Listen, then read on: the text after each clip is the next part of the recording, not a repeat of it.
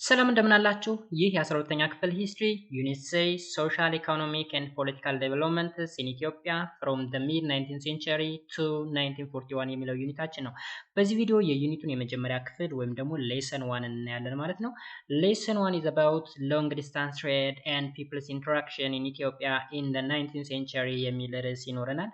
በዚህ ርዕሰ ጉዳይ እየተማማርን ለተወሰኑ ደቂቃዎች አብረን እንቆያለን። ለዩቲዩብ ቻናሉ አዲስ ከሆናችሁ ሰብስክራይብ በማድረግ ቤተሰብ ሁኑ እንዲሁም ይህን ቪዲዮ ላይክ በማድረግ ጀምሩት። So before that we have an introduction for this unit. The introduction said that this unit discusses the main historical developments in Ethiopia and the Horn of Africa from 1855 to 1941. እንግዲህ ይሄ ዩኒት በዋናነት የሚያጠነው ወይም ደግሞ ዲል የሚያደርገው ከ1855 እስከ 1941 ድረስ በኢትዮጵያና በአፍሪካ ቀንድ ስለተካሄዱ ታሪካዊ እድገቶች ይሆናል ወይም ደግሞ ሂስቶሪካል ዴቨሎፕመንትስ ይሆናል ማለት ነው። ሶ ይሄ ዩኒት ምን ቶፒኮችን ይዟል ስንል this unit includes long distance trade and people's interaction in the 19th century የሚል ነገር አለን። power rivalry and consolidating central governments from 1855 up to 1913 የሚል ሌላ ቶፒክ ይኖረናል። the shift of political center from north to Shoa, the territorial expansion, external relation, challenges and threats, and the victory of Adwa are also issues to be treated in this unit. ስለዚህ በዚህ ዩኒት የሚወሱ ቶፒኮች ናቸው እዚህ የተገለጹት በሙሉ ማለት ነው። In addition, the religious doctrinal controversies within the Ethiopian Orthodox Church, the birth of the Eritrean as an Italian colony, the birth of Djibouti as a French colony, the power struggle among the ruling elites from 1906 up to 1936, Italian aggression on Ethiopia, and the patriotic resistance will be addressed in this topic. ስለዚህ በዚህ ዩኒት ውስጥ ያሉ ቶፒኮችን ነው እዚህ ኢንትሮዳክሽን ፓርት ላይ ያስቀምጣቸው ወይም በዚህ ዩኒት ውስጥ የምንማራቸው እነዚህን ቶፒኮች ነው ይለናል። So for today we will discuss about lesson 1 long distance trade and people's interaction in Ethiopia in the 19th centuries.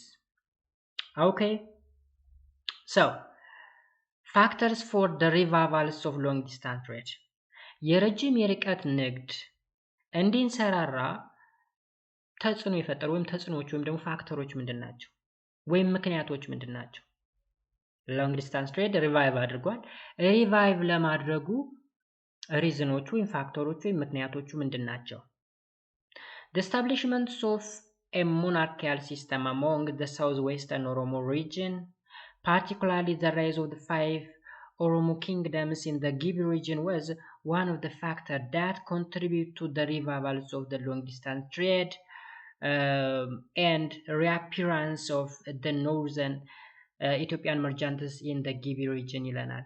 በዋናነት እንግዲህ የሎንግ ዲስታንስ ትሬድ በኢትዮጵያ ሪቫይቭ እንዲያደርግ ወይም እንዲንሰራራ ካደረጉ ዋነኛ ምክንያቶች ምንድናቸው ስንል በደቡብ ምዕራባዊ የኦሮሞ ሪጅን ወይም ደግሞ የኦሮሞ ክልል አካባቢ አምስቱ የኦሮሞ ኪንግደሞች ነበሩ ወይም ደግሞ ጊቢ ሪጅን ላይ ወይም ጊቢ ስቴትስ ብለን የምንጠራቸው ነጌራ፣ ጉማ፣ ጅማ፣ ሊሙናሪያ ምናምን የምንላቸው ወደ 5 የሚደርሱ ኪንግደሞች ነበሩ። የነሱ መመስረት የነሱ መመስረትና የሰሜን ኢትዮጵያ ነጋዴዎች ወይም ደግሞ ኖርዝ ኢትዮጵያን መርቻንት ወደ ጊቢ ሪጅን መግባት መቻላቸው ለሎንግ ዲስታንስ ትሬድ መንሰራራት ወይም ደግሞ ሪቫይቭ ማድረግ ፋክተር ናቸው ይለናል። ስለዚህ ፋክተሮቹ the 5 ኦሮሞ ጊቢ ኪንግደም ወይም ደግሞ ይሄ የጊቢ ሪጅን ላይ ያሉ የኦሮሞ ኪንግደሞች መነሳት ወይም መፈጠር እና የኖርዝ ኢትዮጵያ መርቻንቶች ወደዛ ሪጅን መግባታቸው ፋክተር ነው ማለት ነው። At the beginning of the 9th century, there were intense regional feudal wars that could be an obstacle to be the smooth conduct of trades. እዚህ ጋር እንግዲህ በ19ኛው መቶ ክፍለ ዘመን መጀመሪያ አካባቢ ላይ እንግዲህ ሪጂናል ፊውዳል ዋር ነበረ ወይም ደግሞ ይሄ በየአካባቢው ያሉ መሪዎች ወይም ደግሞ ነገስታቶች ልንል እንችላለን የነሱ አለመግባባት ወደ ዋር ወይም ደግሞ ወደ ጦርነት መርቷቸው ነበር። ይሄ ደግሞ ስሙዝ የሆነ ትሬድ ካንዳክት እንዳይኖር እንደ ኦብስታክል ወይም ደግሞ እንደ መሰናክል ሆኖ ነበር ማለት ነው። ስለዚህ that could be an obstacle to the smooth conduct of trade ያለን ምኑን ነው ፊውዳል ሪጂናል ፊውዳል ዋሩን ነው 19ኛው መቶ ክፍለ ዘመን መጀመሪያ አካባቢ ላይ የነበረ የፊውዳል ዋር ስለነበረ ጥሩ የሆነ የንግድ ግንኙነት እንዳይኖር አድርጎት ነበር although the period was apparently unstable and unsafe for a smooth conduct of commercial activities trade improved from time to time እዚህ ጋር እንግዲህ ምንም እንኳን በዛ አካባቢ የነበረው ሁኔታ ወይም በዚህ ጊዜ ወይም በዚህ ፔሪድ የነበረው ሁኔታ አንስቴብል እና አንሴፍ የሆነ ቢሆንም ስሙዝ የሆነ ኮመርሻል አክቲቪቲን ማካሄድ ባይቻልም ትሬድ ግን from time to time ወይም ከጊዜ ወደ ጊዜ እየተሻሻለ እንደመጣ ይነግረናል ማለት ነው ኦኬ ስንየው ጊዜው ወይም ደግሞ በዛ ፔሪድ አንስቴብል እና አንሴፍ ነው ለስሙዝ ለሆነ ኮመርሻል አክቲቪቲ ወይም ደግሞ ለትሬድ ያልተመቸ ቢሆንም ትሬድ ግን ከጊዜ ወደ ጊዜ ኢምፕሩቭድ እየሆነ እየተሻሻለ የመጣበት ሁኔታ እንደነበረ ይነግረናል This was probably because of the relation improvements of the political conditions along the Red Sea coasts after the Egyptian conquest the South Arabian at the beginning of the 9th century. የሆነበት ዋነኛ ምክንያት ምን መሰላችሁ? የፖለቲካል ኮንዲሽኑ ነው እንዲቀየር ያደረገው። እንግዲህ ግብጽ ሳውዝ አረቢያን ወራ ነበረ። ከወረረች በኋላ የሬድ ሲ ካስትን ተቆጣጠረች። ከተቆጣጠረች በኋላ የአካባቢ ወይም ደግሞ የቀይ ባህር የባህር ዳርቻ የተረጋጋ ሆነ ማለት ነው መቼ በ19ኛው መቶ ክፍለ ዘመን መጀመሪያ ስለዚህ በ19ኛው መቶ ክፍለ ዘመን መጀመሪያ ግብጽ ሳውዝ አረቢያን ወረረች ከዛም ቀይ ባህር በግብጽ ቁጥጥር ውስጥ ሆነ ከዛዛ አካባቢ ላይ ጥሩ የሆነ ንግድ ልውውጥ መካሄድ ጀመረ New political development along the Red Sea coast and the Arabia by the turn of the 9th century strengthened peace and order and encouraged the importance of Red Sea as a very important channel of trade. ስለዚህ ግብጽ ያን አካባቢ ተገዛቸው በኋላ ከሳውዲ አረቢያ ጋር ያለው ሪሌሽን አሪፍ ሊሆን ቻለ ማለት ነው so peace and order እየጠነከረ መጣ ወይም ሰላምና መረጋጋት እየተሻሻለ መጣ መቼ በ19ኛው መቶ ክፍለ ዘመን ይሄ ደግሞ ቀይ ባህር ምን ያክል ለንግድ አስፈላጊ እንደሆነ እንዲታወቅ ሆነ እና እዛ አካባቢ ላይ አሪፍ የሚባል የንግድ ልውውጥ መካሄድ ጀመረ ማለት ነው ምን ከሆነ ኢጂፕት ወይም ግብጽ ሳውዝ አረቢያን ወራ ቀይ ባህርን ከተቆጣጠረች በኋላ ማለት ነው ስለዚህ ይሄ ምንድነው ካልን ፋክተርስ ፎር ዘ ሪቫይቫልስ ኦፍ ሎንግ ዲስታንስ ትሬድስ ስለዚህ ፋክተሮቹ ምንድናቸው አንደኛ ጊቢ ሪጅን ላይ ያሉ ኪንግደሞች መፈጠራቸውና የሰሜን ኢትዮጵያ ነጋዴዎች ወደዛ አካባቢ መሄድ መቻላቸው ሁለተኛው ምንድነው ካልን ደግሞ ግብጽ ሳውዝ አረቢያን ወራ ቀይ ባህርን መቆጣጠር መቻሏ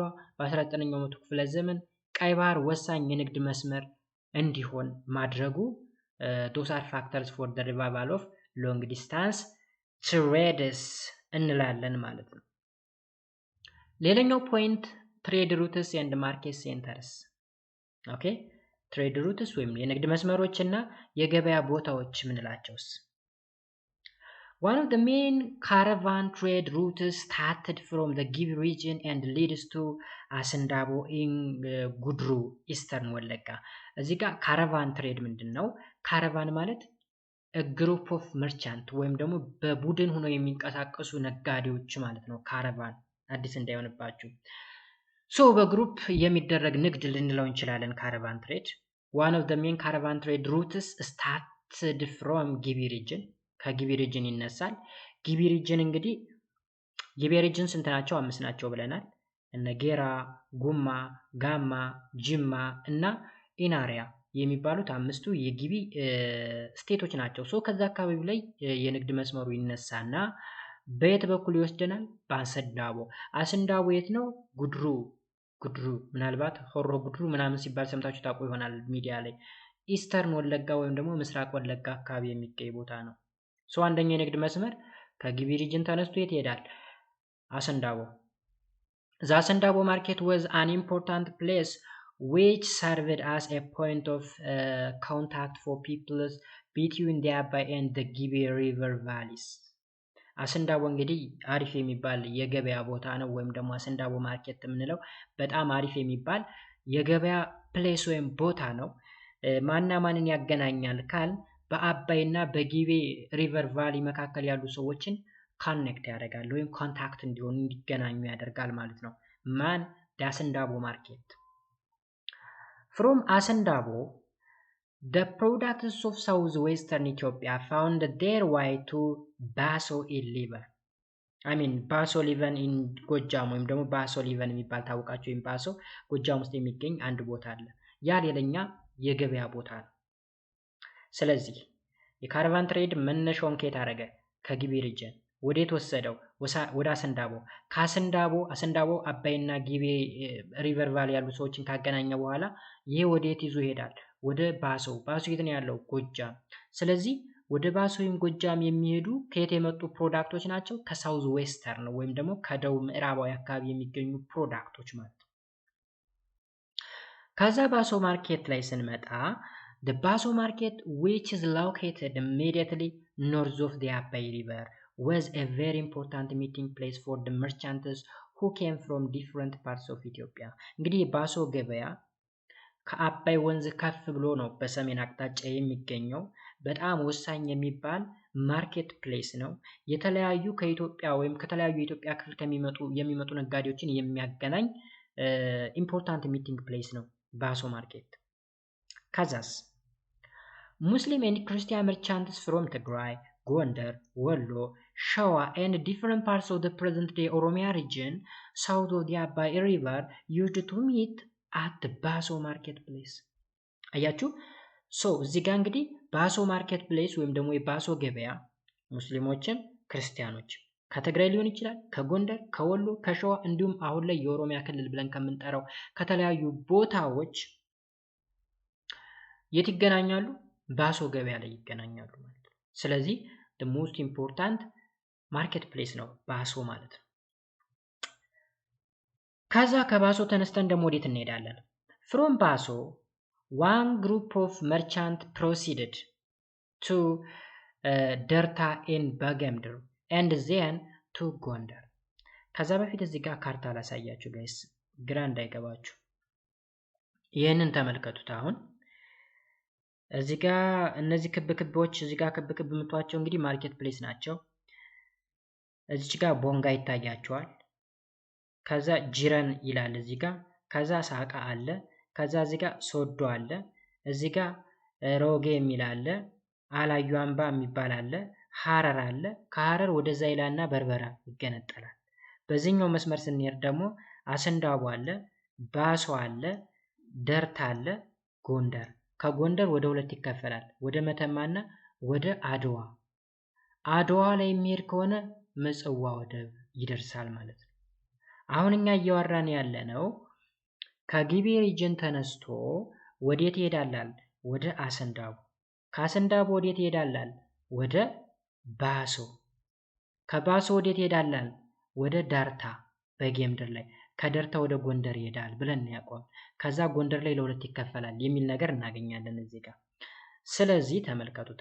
from Baso, one group of merchants proceed to Derta in Begemder and then to Gondar.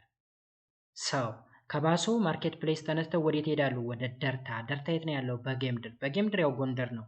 ጎንደር ከተማው ነው፣ ጎንደር ዞኑ ነው። ሁለት አይነት ጎንደር ነው ያለው እዚህ ጋር አንድ ማወቅ ያለባችሁ። ጎንደር ከተማ አለ፣ ጎንደር ደግሞ ዞኑ አለ። ደቡብ ጎንደር፣ ሰሜን ጎንደር የምንለው። ስለዚህ ድሮ በጌምድር ተብሎ ነበር የሚጠራው። ስለዚህ ከደርታ ወዴት ይሄዳል? ወደ ጎንደር ከተማ። ጎንደር ላይ ለሁለት ይከፈላል ጋይስ። አት ጎንደር the route was divided into two. One of the route leads to Sudan through መተማ while the other went to ምጽዋ through አድዋ ወይም ቪያ አድዋ። ከባሶ ወደ ደርታ፣ ከደርታ ጎንደር፣ ከጎንደር ወይ ወደ መተማ ሄድና ሱዳን ይገባል ወይ ወደ አድዋ ሄድና ምጽዋ ይገባል ማለት ነው። የገበያ ትሬድ ሩታችንን ይዩት። ከጊቤ ሪጅን ተነስቶ አሰንዳቦ፣ ከአሰንዳቦ ባሶ፣ ከባሶ ደርታ፣ ከደርታ ጎንደር፣ ከጎንደር ለሁለት ይከፈልና መተማ ወይም ደግሞ ምጽዋ በአድዋ በኩል አድርጎ ማለት ነው። from Baso, the merchant of Shawa also proceeded to Ankober, while the Wollo merchants went to Aswa and then to the port of Tajura or Obok. ሉክ አሁንም ከባሱ ወደ ሌላ አቅጣጫ ይሄዳሉ። the merchant of ሸዋ የሸዋ ነጋዴዎች also proceeded to አንኮበር ወዴት ይሄዳሉ? ወደ አንኮበር። የወሎዎችስ? የወሎቹ ደግሞ ወደ አስዋ ይሄዳሉ። አስዋ ሄደው አውሳ ሄደው የት ነው መዳረሻቸው ወይም መውጫቸው? ታጁራ። ታጁራ የት ነው ያለው? ጅቡቲ ማለት ነው። ኦቦክ ወይም ታጁራ ወደብ ነው። ጅቡቲ ላይ ያለው ወደብ ነው። ኦኬ እነዚህ እንግዲህ ትሬድ ሩትስ ኤንድ ማርኬት ፕሌሶች ናቸው። ሌላው ባቲ ኤንድ አንቻሮ were a very important market center in ወሎ ላይ ያለ ደግሞ ሌላ የገበያ ማዕከል ነኝ። ባቲ ሲባል ትሰማላችሁ በዘፈን በምን። አንቻሮም እንደዛው ወሎ ውስጥ የሚገኝ ቦታ ነው። ሶ ወሳኝ የሚባል የገበያ ማዕከል ነው። another major caravan routes that originated from the Gibi region followed a northeastern direction to the Sodo market is the ጉራጌ land። ሌላው ደግሞ ተመልከቱት በጣም ወሳኝ የሆነ የንግድ መስመር ስፔሻሊ የካራቫን ትሬድ ወይም ደግሞ በግሩፕ የሚነግዱ ነጋዴዎች መጓዣ መስመር ከጊቢ ሪጅን ይነሳና በኖርዝ ኢስተርን ዳይሬክሽን አድርጎ ወይም ደግሞ በሰሜን ምስራቅ አቅጣጫ አድርጎ የሶዶን ማርኬት ይዞ ይጓዛል። ይሄ ጉራጌ ላንድ እንለዋለን። በነገራችሁ ላይ ሶዶ እዚህ ጋር ወላይታ ሶዶ ብቻ አይደለም፣ ሶዶ ጉራጌ የሚባልም አለ ሌላ። ኦኬ ስለዛ ነው እያወራን ያለነው። ወይም እዚህ ካርታችን ላይ ስንመጣ ሶዶ ይሄ ነው። ከሳቃ ተነስቶ ሶዶ በዚህ ከዛ ሮጌ ብሎ አላዩ አምባ ብሎ እዚህ ጋር በዛይላና በበርበራ ሀረር ላይ ከደረሰ በኋላ እሱን ነው እያወራን ያለነው። alright the Sodo market was linked with አንኮበር ማርኬት ኢን ሸዋ። ሶዶ ከማን ጋር ተገናኝቷል? ከአንኮበር ገበያ ጋር። የት? ሸዋ። with the emergency and the consolidation of the Shuan kingdom in the 19th century the caravan route that linked the Shuan plateau with Harar also revived። በ19ኛው መቶ ክፍለ ዘመን እንግዲህ የሸዋ ኪንግደም ወይም የሸዋን ስርወ መንግስት ኮንሶሊዴት በመሆኑ ወይም በመጠናከሩ ምክንያት የካራቫን ትሬድ ሩቱ ከሸዋ ፕላቶ ወይም አምባ ተነስቶ ሀረር ድረስ የሚገናኝበት ሁኔታ ተፈጥሮ አንሰራርቷል ወይም አድጓል። ስለዚህ አሁን ከሸዋ ተነስቶ ወዴት ይሄዳል ማለት ነው? ወደ ሀረር። ከሀረር ወዴት ይሄዳል? ወደ ውጭ ወዳሉ ሁለት ወደቦች። thus Harari merchants began to visit Ankober frequently in the 19th century። ስለዚህ የሸዋን ኪንግደም ኮንሶሊዴት በመሆኑ ወይም ደግሞ በመጠንከሩ ምክንያት የንግድ መስመሩን በዛው ልክ አድጓል። ስለዚህ ሀረርና ሸዋ በንግድ ይገናኛሉ ማለት ነው። ሶ የሀረር ነጋዴዎች ወይም ደግሞ ሀረሪ መርቻንትስ አንኮበርን የመጎብኘት እድሉ ገጥሟቸው ነበር በ19ኛው መቶ ክፍለ ዘመን። the trade routes from Harar went either to Zaila or Berbera on the coasts of the Gulf of Eden። ስለዚህ በኤደን ባህረ ሰላጤ በኩል ሁለት ወደቦች አሉ። አንደኛው ዘይላ ነው፣ ሁለተኛው በርበራ ነው። ሰው ከሀረር ተነስቶ ዘይላ የሚሄዳለ፣ ከሀረር ተነስቶ በርበራ የሚሄዳለ። ሉክ አሁን የሶዶ ማርኬት አለ። ከሶዶ ማርኬት እዚህ ጋር ሮጌና አላዩ አምባ የምንለው ሸዋ ነው። ይሄ ሸዋ ኪንግደም ነው። ከዛ ከሸዋ ተነስቶ ወደ ሀረር ይሄዳል። ሀረሮችም ወደ ሸዋ ይመለሳሉ። በ19ኛው መቶ ክፍለ ዘመን የሸዋ ኪንግደም ምን ስለሆነ ኮንሶሊዴት ስለሆነ ስለተጠናከረ ማለት ነው። ሀረር ላይ ከደረሱ በኋላ በሚመቻቸው ግማሾቹ በበርበራ ወደብ ይሄዳሉ፣ ግማሾቹ ደግሞ ዘይላ። ይሄ ዘይላን በሉት በርበራ ገልፍ ኦፍ ኤደን ወይም ደግሞ የኤደን ባህረ ሰላጤ ይባላል ወይም የሚባለው ጋር የሚያገናኘው ማለት ነው። alright ሶ እዚህ ጋር እንደምታዩት ኢቭን ካርታው አሁን እቺ ታያችኋለች። እቺ ቅርጽ እቺ እንደዚህ ጅቡቲ ነበረች። በዚህን ካርታ በምናይበት ጊዜ ግን ጅቡቲም የኢትዮጵያ ክፍል ነች እዚህ ጋር ማለት ነው። ኤርትራም እንደምታዩት የኢትዮጵያ ክፍል ነበረ። ባይዘው ጅቡቲ ተሽጣ ነው ለሆነ ጊዜ ለ100 ዓመት ምናምን ተብላ ተሽጣ በዛው ሀገር ሆና ቀረች። የሚያሳዝን ሁኔታ። the principal long distance caravan routes were እንግዲህ ዋና የሚባሉ የሎንግ ዲስታንስ የካራቫን ትሬድ ሩት የምንላቸው እነዚህ ሶስቶቹ ናቸው። ወሳኝ የሚባሉ የንግድ መስመሮች ስፔሻሊ ካራቫን እንደነገርኳችሁ በግሩፕ የሚነግዱ ነጋዴዎች ማለት ነው። ኦኬ እነዚህ ካራቫን ትሬድ ሩቶች እንግዲህ የራሳቸው መሪ ያላቸው፣ መሪያቸው ምን ይባላል ምናምን ከስራ አለ እናያለን። የመጀመሪያው ቦንጋ ነው። ቦንጋ ከካፋ እንነሳና ጅማ፣ ከዛ ሳቃ፣ ከዛ አስንዳቦ፣ ከዛ ባሶ፣ ከዛ ጎንደር። ጎንደር ላይ ከተደረሰ በኋላ በሁለት ይከፈላል ብለናል። ጎንደር መተማ ሱዳን፣ ጎንደር አድዋ ምጽዋ። ከቦንጋ የሚነሳው እንግዲህ ወይ ወደ ሱዳን ይገባል ወይ ወደ ምጽዋ ይገባል መዳረሻው ማለት ነው። ስለዚህ ከቦንጋ ካፋ ተነስቶ ጅማ ደረሰ ማለት ጅማ ኢዝ ዋን ኦፍ ዘ ጊቤ ስቴት ወይም ደግሞ አንደኛው የጊቤ ስቴት ነው ጅማ።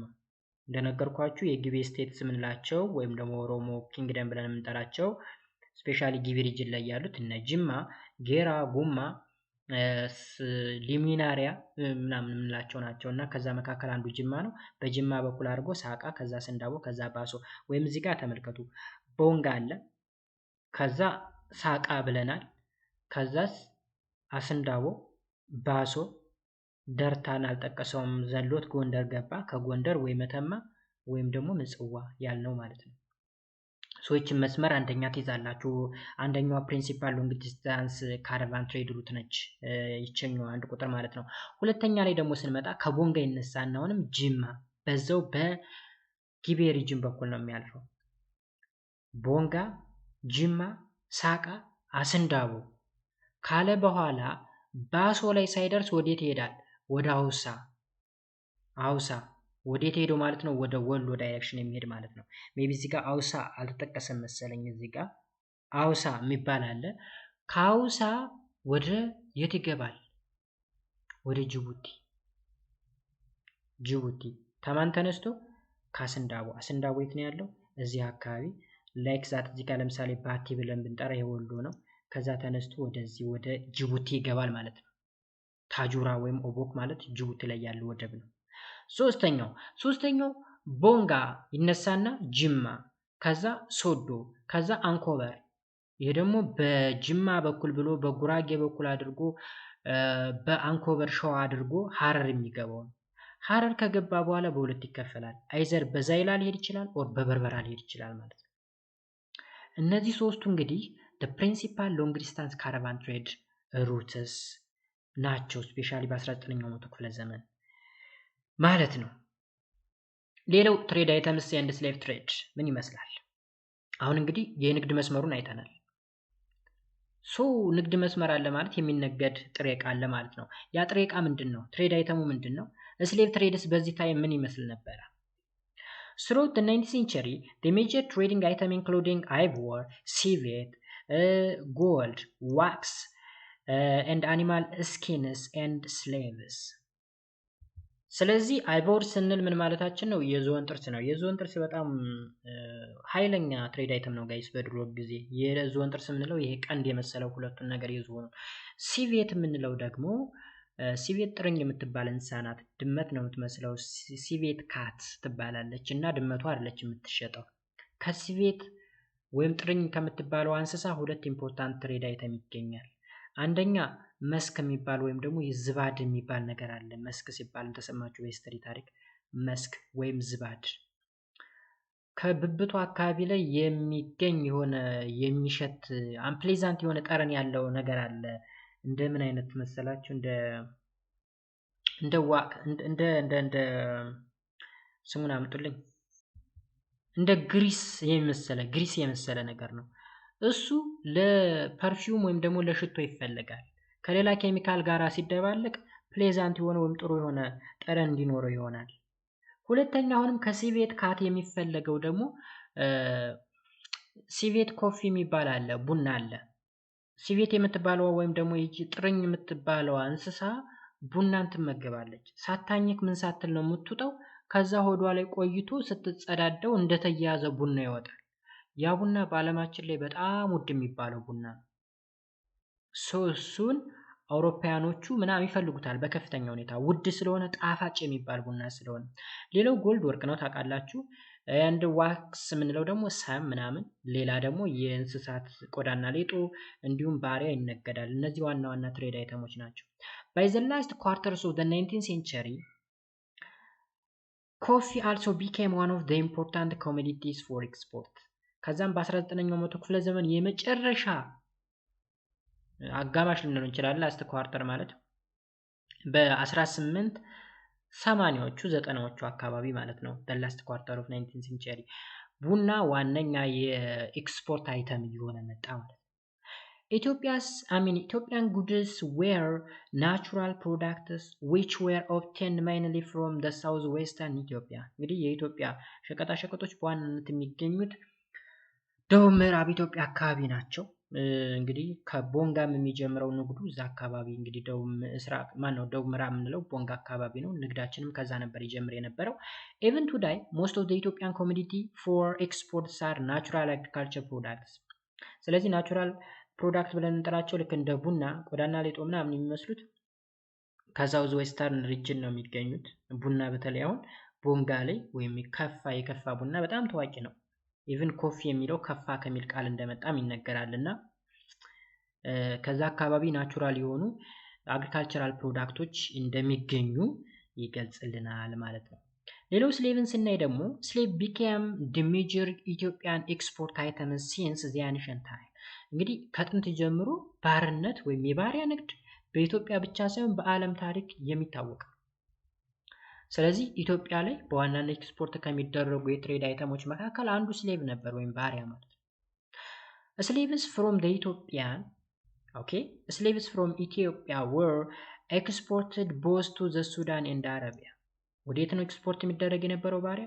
ለሱዳንም ለአረብም ኤክስፖርት ይደረግ ነበር።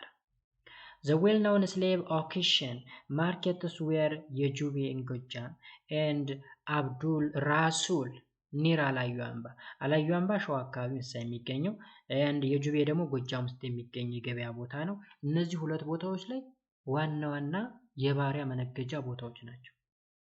In addition, coffee gradually came to assume considerable importance, particularly after the rail transport in the 20th century made it possible to transport the items in a relatively large quantity.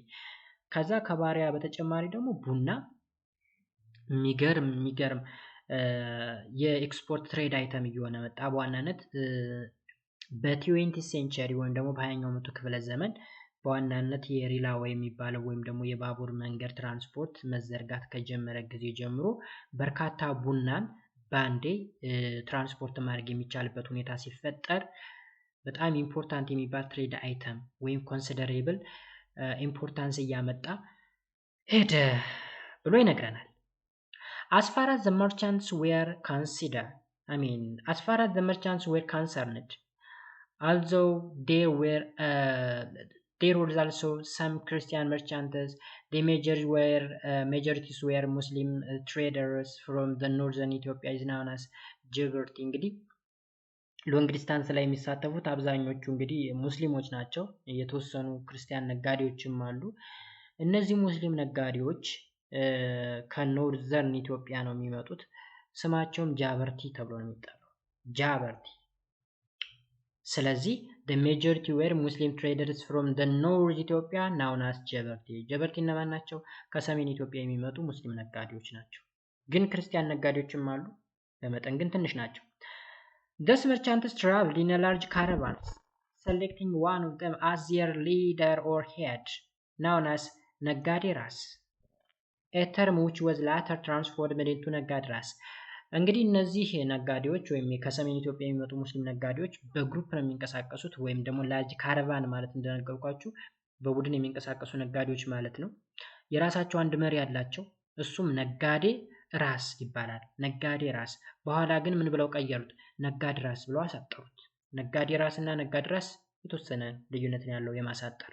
ነጋዴ ራስና ነጋድ ራስ።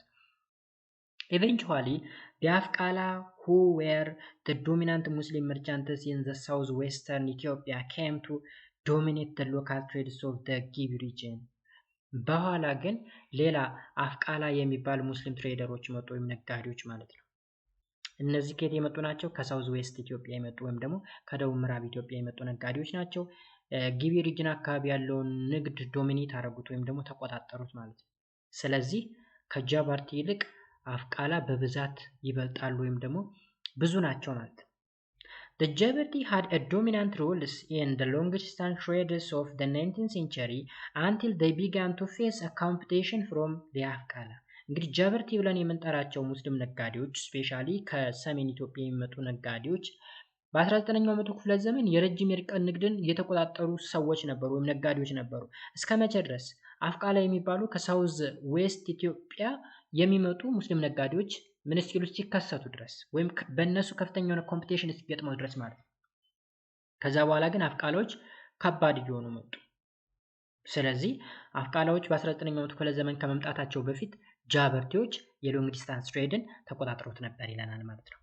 So the Jabarti had a dominant role in the long distance trades of the 19th century until they began to face competition from the Afghala. The Afghala had many connections along all the caravan routes from which they connected the important trade communities. እንግዲህ አፍቃላ የሚባሉ የካራቫን ትሬደሮች ከብዙ ትሬድ ሩቶች ጋር ኮኔክሽን ነበራቸው። Okay. They had also a better protection from the local people and could easily and safely travel between the marketplace in the north and the Give region. ከዛ በተጨማሪ አፍቃላዎች ለየት የሚያደርጋቸው ነገር ምንድነው? በአካባቢው ማህበረሰብ ይጠበቁ ነበረ ወይም ደግሞ ሴፍሊ ሙቭ ማድረግ ይችላሉ። ስፔሻሊ በኖርዝ እና በጊቢ ሪጅን መካከል በሰላም ነው የሚንቀሳቀሱት። የአካባቢው ማህበረሰብ ፕሮቴክት ያደርጋቸው ነበረ ይለናል። Although the Jabarti still maintained their monopoly by the middle of the 9th century, most of the caravan trade between the south and the northern Ethiopia was conducted by Afqala. ምንም እንኳን እንግዲህ ጃበርቲዎች አጠቃለው ይዘው ቢሆንም ወይም ደግሞ አብዛኛውን የንግድ መስመር ይዘው ቢቆዩም እንኳን ከ19ኛው መቶ ክፍለ ዘመን አጋማሽ በኋላ ግን አብዛኛው ንግድ የሚዘወረው ስፔሻሊ በደቡብ እና በሰሜን ኢትዮጵያ መካከል ያለው ንግድ እንግዲህ ኮንዳክት የሚሆነው በአፍቃላዎች እንደሆነ ይነግረናል ማለት ነው ጋይስ። ሌላኛው እዚች ቶፒክ ላይ ያለችው ኢምፖርታንት ሰብ ቶፒክ ምንድነች? ትሬድ as a factor of people interaction ነው። ስለዚህ people ቶፒክ አየን በኋላ እንጨርሳለን። ትሬድ as a factor of people interaction ንግድ ሰዎችን የማገናኛ መንገድ ብለን ልንተረጎመው እንችላለን። ወይም ትሬድ as a factor for the people interaction እንግዲህ ነጋዴ ወይም የንግድ ስራ ሰዎችን እርስ በርሳቸው ያገናኛል። የተለያዩ ብሔር ያላቸው፣ የተለያየ ሃይማኖት ያላቸው፣ የተለያዩ ማንነት ያላቸው ሰዎች በንግድ ይገናኛሉ። ኢቭን አካባቢያችን ላይ ለምሳሌ የተለያዩ ሎካል ማርኬቶች አሉ አይደለ? ማርኬት ላይ ገዥና ሻጭ ይገናኛሉ። እነዛ ገዥና ሻጭ እንግዲህ የተለያየ ሃይማኖት ያላቸው፣ የተለያየ ብሔር ያላቸው፣ የተለያየ ማንነት ያላቸው ሰዎች ናቸው። ሶ ገበያ ሰዎችን የማገናኘት አቅሙ ከፍተኛ ነው። The revival of long distance trades in the 9th century had a significant effect on the political developments in the Give region. በዋናነት እንግዲህ ይሄ ረጅም ርቀት ንግድ ሪቫይቭ ማድረጉ ወይም ደግሞ መንሰራራቱ በ19ኛው መቶ ክፍለ ዘመን በጊቢ ሪጅን ላይ የፖለቲካ እድገት እንዲመጣ አድርጓል ወይም ደግሞ ሲግኒፊካንት የሆነ ኢፌክትን ተጫውቷል።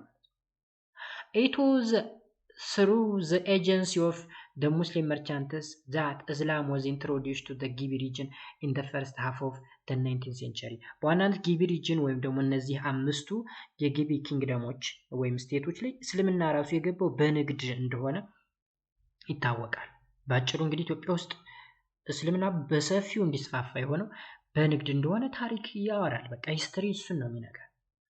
The introduction and spread of Islam helped the Oromo chiefs to establish a monarchy and legitimize their power by neglecting the Geda system and other Oromo practices which were against the hereditary rules or monarchy. እንግዲህ በእነዚህ ሪጅኖች ስፔሻሊ በጊቢ ሪጅን ላይ እስልምና እየተስፋፋ መምጣቱ የኦሮሞ ቺፎች ወይም ደግሞ አለቃዎች የገዳ ሲስተምን ኢግኖር በማድረግ ወይም ንግልጌት በማድረግ የራሳቸውን ኪንግደም እየመሰረቱ መጡ ማለት ነው። ወይም ደግሞ ይሄ ኦሮሞ ውስጥ የሚካሄዱ ትራዲሽናል ፕራክቲሶችን በመተው የራሳቸውን የሆነ ሞናርኪ ወይም ደግሞ የራሳቸውን የሆነ ኪንግደም እየመሰረቱ መጡ። እንግዲህ እነዚህ አምስቱ ኪንግደሞች ከመመስረታቸው በፊት ኦሮሚያ ውስጥ የነበረው አሰራር ምንድነው? የገዳ ስርዓት ነው። የገዳ ስርዓትን 9ኛ ክፍል ወይም 10ኛ ክፍል ተምራችሁታል። አንድ ሰው 8 ዓመት ምናምን ያገለግላል፣ ከዛ ሌላኛው ይቀጥላል እንጂ ንጉስ ሆኖ ለዘመናት የሚኖርበት ምንም አይነት ምክንያት የለም። ኪንግደም ላይ ምናምን ስንመጣ ግን አንድ ንጉስ እስኪሞት ድረስ ይገዛል፣ ከዛ ልጁ ይወርሳል እያለ ይቀጥላል። ስለዚህ እዚህ አካባቢ ላይ እስልምና ኢንትሮዲዩስ መሆኑ ወይም ደግሞ መግባቱ ወይም መስፋፋቱ እንደነዚህ አይነት ስቴቶች እንዲፈጠሩ ወይም ደግሞ እስላሚክ ስቴቶች እንዲፈጠሩ በር ከፍቷል ማለት ነው። አሁንም እስላም helped the rulers in the southwestern Ethiopia to strengthen their state apparatus, reinforce their authority and facilitate the growth of trade. ሌላው ደግሞ በደቡብ ምዕራብ ኢትዮጵያ እስልምና መግባቱ አሁንም ለገዢዎች ወይም ደግሞ ለሩለሮች መንግስታቸውን እንዲያጠናክሩ ትልቅ የሆነ አውቶሪቲ ወይም ስልጣን እንዲኖራቸው ንግድ እንዲያድግ እንዲያብብ ረድቷቸዋል ማለት ነው። ስለዚህ ቀደም ብለው ሲከተሉት የነበረውን ባህልና ወግ በመተው አዲስ የሆነ ስርዓት ስፔሻሊ የፖለቲካ ስርዓት እንዲከተሉ አስችሏቸዋል ማለት ነው። እዚህ አካባቢ ላይ እስልምና በንግድ በኩል እየገባ መምጣቱ The long distance trade created a strong link between the peoples of North Ethiopia and Southwestern Ethiopia. ሌላው ደግሞ ይሄ የረጅም ርቀት ንግድ አሁንም በሰሜን ኢትዮጵያና በደቡብ ምዕራብ ኢትዮጵያ ያሉ ህዝቦችን በከፍተኛ ሁኔታ ሊንክ እያደረገ እያገናኘ መጥቷል። Merchants from the north began to intermingle with the people from the southwestern Ethiopia. intermingle ማለት እዚህ ጋር መቀላቀል ማደባለቅ ማለት ነው። ስለዚህ merchants from the northern began to intermingle with the people from the southwestern Ethiopia. so ከሰሜን የሚመጡ ነጋዴዎች ከደቡብ ምዕራብ ህዝቦች ጋር እየተቀላቀሉ እየተደባለቁ መምጣት ጀመሩ ማለት ነው። በጋብቻም ሊሆን ይችላል በሌሎች ነገሮች እየተዋሃዱ መጡ ማለት ነው። There was also an exchange of ideas and cultures. ሐሳብን ባህልን ምናምን ኤክስቼንጅ የማድረግ የመቀያየር ከሰሜን የሚመጣ የራሱ ባህል ሃይማኖት ወግ አለው፣ ደቡብም የራሱ አለው። ኢንተርሚንግል ማድረግ ወይም ደግሞ መቀላቀል ማደባለቅ። ስለዚህ ንግድ አንድም ሃይማኖትን ለማስፋፋት ይጠቅማል ስፔሻሊ እስልምና ሃይማኖትን፣ ሁለተኛ ደግሞ ባህልን ኤክስቼንጅ ማድረግ አይዲያን ኤክስቼንጅ ለማድረግ ከፍተኛ የሆነ አስተዋጽኦ እንዳለው ይነግረናል ማለት ነው ጋይስ። የዛሬው ክላስ ወይም ደግሞ ሌሰን 1 ይህን ይመስል ነበረ። በሌሰን 2 ደግሞ የምንገናኘው ፓወር ሪቫልሪ ኤንድ ኮንሶሊዴቲንግ ሴንትራል ገቨርንመንትስ ፍሮም 1855 to 1913 የሚል ርዕስ ይኖረናል። በዚህ ርዕሰ ጉዳይ እስከምንገናኝ በያላችሁበት ሰላማችሁ ይብዛ። ለዩቲዩብ ቻናሉ አዲስ ከሆናችሁ ሰብስክራይብ እያደረጋችሁ ቤተሰብ ሁኑ። መልካም ጊዜ። ባይ ባይ።